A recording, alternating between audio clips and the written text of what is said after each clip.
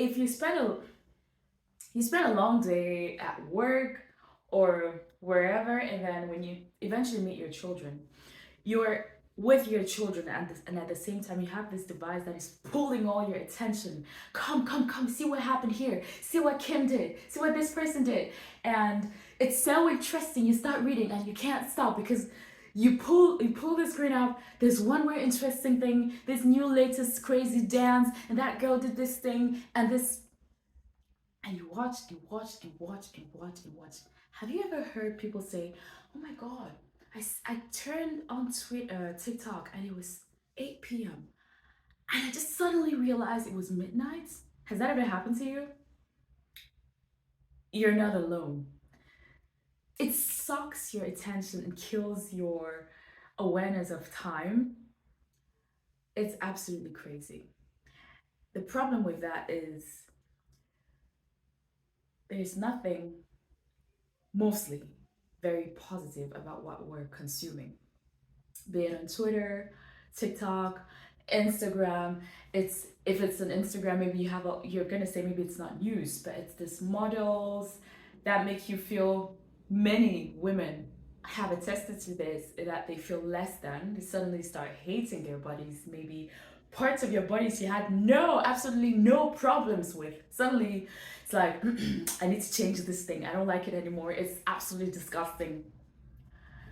We consume too much information, and most of this information is negative. Add to that the news. Most people have a television and they watch the news daily, maybe twice a day, even for some. And there's nothing, absolutely nothing. If yes, maybe 10%. No, 10 is too much. 1% of positive information on the news. You absorb all that negativity, all that fear, all that anger that comes through your devices, and then your baby comes up to you, your child comes up to you. How the hell are you supposed to be your best version? How the hell are you gonna be the version of you that they deserve? How? Because we think that we consume that stuff and it does nothing to us. No, it affects us. It affects our behaviors. And remember that your subconscious mind never sleeps. It sucks up on everything that we see, hear, everything. Sometimes even that you're not consciously listening to. Maybe you have your radio playing the news in the background on a low volume while you as background noise while you're doing whatever you're doing. Your brain absorbs all that stuff, and you can't just click and you're out of that mode. Okay, I just listened to you. There was this tragic thing that happened in this country, or you just saw another ad about someone who is asking for donations because um, someone in their family is severely sick, and you see some crazy images. I'm not saying that they shouldn't do that. I'm not saying that there shouldn't be any donations out on YouTube or wherever. I'm just saying you just finished watching that. How can you be peaceful? How can you provide a safe, peaceful container for your children to thrive in? You're not a superhuman. You're not. You're not. We are not superhumans. And I'm not judging anyone because I used to be there. I used to spend a lot of time on the internet. My thing was mostly movies, but yeah, I used to spend a lot of time on the internet, especially when I was feeling bad. I just noticed I had this pattern. Every time I felt bad, I would consume so much more social media. And whenever I was happy and peaceful and joyful, I would barely touch my phone. But every time I felt bad, I just needed to numb myself so that I wouldn't feel these things that were inside me. And I would just enter a rabbit hole of endless information about all sorts of things that were never really positive, the end of the world, and there's always something new that is happening that we think deserves our attention. But the thing that really deserves our attention is in our house, and it's not your device, it's your child or your children. Our children are growing up in this world lacking the attention. They are deprived of the attention that children need to grow up with a strong sense of self, a sense of worthiness. feeling loved exactly as they are, not loving them as, I would love you more if you would do this, be that. Um, Vas-y, rentre. um, I lost my train of thought a little bit. Yeah, I was just saying, our children, our children deserve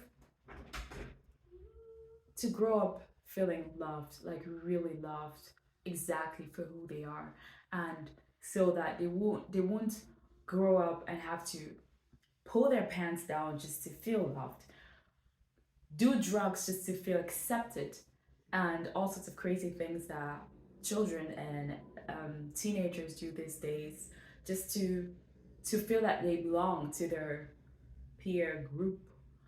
Um, we can prevent all those things by being present. Like the only thing that our children actually need. I said this was a short video. We're like almost 8 minutes. Okay, I'm gonna end this right now. The only thing that our children really need from us is not toys. It's not the latest toy or the latest Snickers or the latest. I don't know. I, you know what I'm talking about. They don't need the latest things. They just need us to be present with them, like fully present, not talking through your phone, like having this middle man or woman or whatever you want to call it, this middle AI thing, and then talking to your child through the lens of your phone. Like, it's very important. I need to find out what this Sarah did on Monday. What did she eat?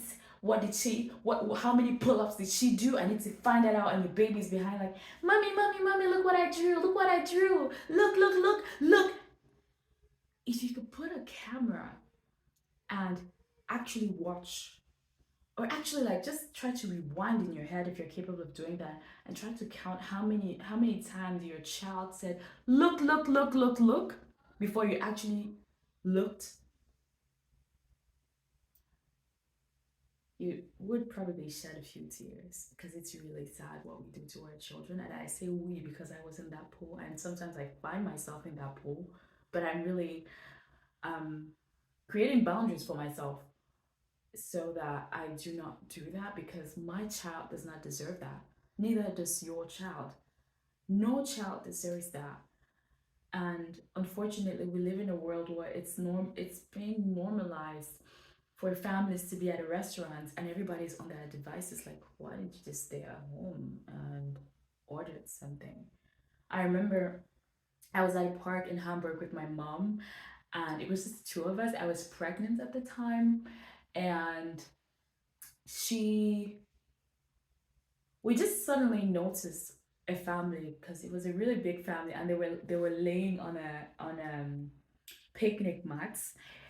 It was about five of them, if my memory is right. That was a long time ago. Five or six of them, and I swear everyone had a device. Even the almost 3, 4 year old, which had it, who had a tablet.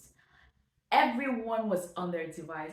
I don't remember what game was the next thing at the time that everybody seemed to be playing. I can't remember, but everyone was on their device. And I remember my mom and I just talking about how really sad that is. Like, families don't even spend time together anymore, and we don't even realize it.